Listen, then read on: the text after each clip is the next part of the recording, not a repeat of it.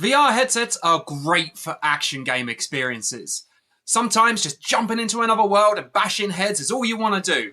But then there's other times when you maybe want to slow things down a little bit and maybe have a relaxing evening in your VR world. And that's where the Dino Labo comes in. Launched recently for MetaQuest headsets, this game has actually become super popular. So today, we're going to check out why.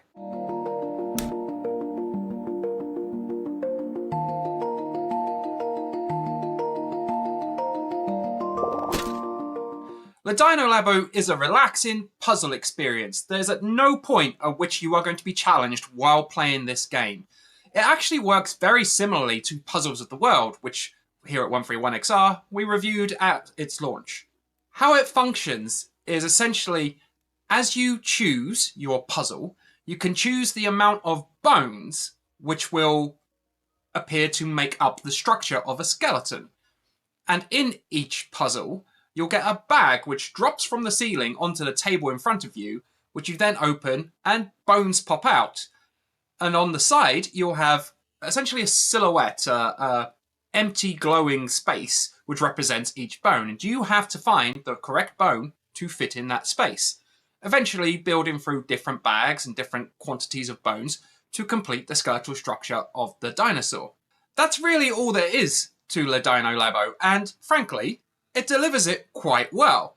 I can understand why there has been quite a bit of attention on this game, not because it's doing anything particularly unique, but because it's doing it all very comfortably. The visual design of the game is simplistic, but it's not distracting. The skeletons are delivered in a really high quality looking fashion, and the audio is just simple background music that doesn't detract from the puzzling, but is nice and soothing and relaxing and helps you to forget how much time you're spending in this game. So the Dino Labo is a good, well-rounded package, and it does have some interesting ideas as to how to progress this kind of experience in VR. For example, just like Puzzles of the World, you can move the table around, but it's not as frustrating to do so. Furthermore, the skeletal structure that you are building can be moved to any location. You can change the scale of it, the size as you're building, and rotate it so that you can have a better view of the model as you're building it and the pieces that need to go in place. And it also has a weird, funky auto-detection thing.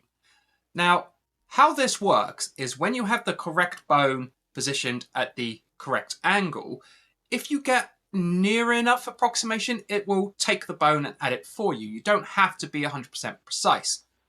However, I found while I was playing the game that I came to rely on this a little too much, and there's no way of knowing exactly when you're in the right space with the right bone until it does do that lock-on. So there were many times when I was actually with the right bone and I was actually with the right angle, but millimeters out from where the lock-on would detect. And so I'd think, this isn't the right bone, and I'd put it down, pick up another one, and end up going through a cycle, through dozens of bones, back to that first one, which would then, I'd get in the specific range and it would take it. Now this is obviously a symptom of, we're working with bones here, and many of them, for example, in a rib cage or a toe, look very, very similar. And so it's pretty much par for the course that you'll often be picking up multiple bones to try in them because they're only a fraction difference between them. But that lock-on system, as good an idea as it is, needs a bit more work, just a little more refinement, because the frustration comes from not being wrong, but not being quite accurate enough with your placement, and the game not telling you, hey, this is the right bone, just get a little bit closer or so on. An idea I had is that you'll see in this video that the silhouette is kind of like a glowing yellowy orange thing. Why not, if it's the right bone, when you get close but not quite precise enough, change it to green. So you just need to, re-angle it a little bit and you'll get it. That would be really helpful and limit the frustration from going through a dozen bones and having to go through them all again because you were slightly off. The game also comes with some informative details about the skeletal structure that you are building, about the dinosaurs that you're putting together. I wouldn't go so far as to say this was like an educational experience. It's definitely not going to make it into 131's best educational VR games of 2026. But it is informative enough that it's interesting to read. Each point on the skeleton, once completed, will bring up a little eye icon. And clicking on that will tell you a little bit about that part of the skeleton, that part of the dinosaur. And there's also one based on the table for general information about that dinosaur. And this is a nice complement. It's not exactly blowing your mind with huge amounts of new information that you never knew about a T-Rex, but it is interesting. And I think that's the key. The snippet is light, but it is interesting because you're not expected to read paragraphs. This isn't a textbook. What this is a relaxing experience for you to maybe refresh your memory of what you learnt about dinosaurs when you were in school 10, 20, 30 years ago, that kind of thing. So don't be expecting to become a paleontologist through this experience, but it is nice to refresh your memory, maybe on stuff that you'd completely forgotten about.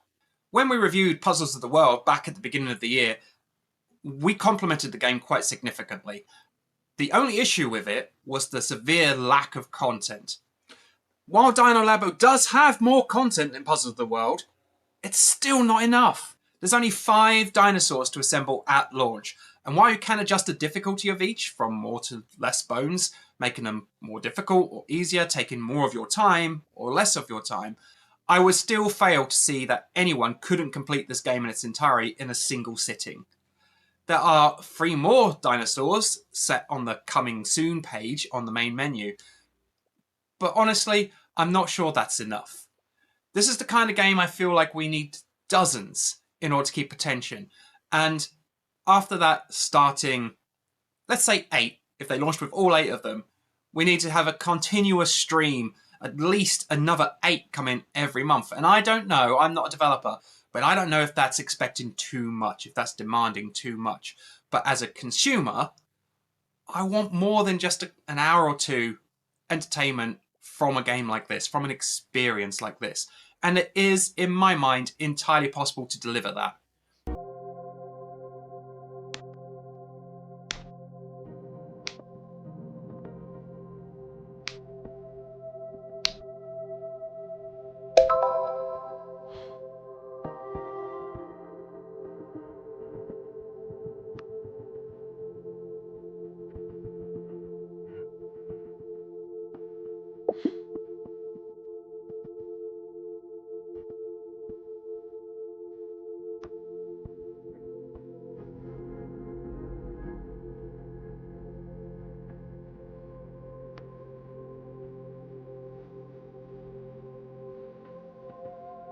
We have no idea whether the developers will continue adding new content for free or paid DLC or a combination of the two, but whichever way it goes, there needs to be more. The Dino Labo is a really good, worthwhile experience, a nice relaxing time in your VR headset, but it's way too short.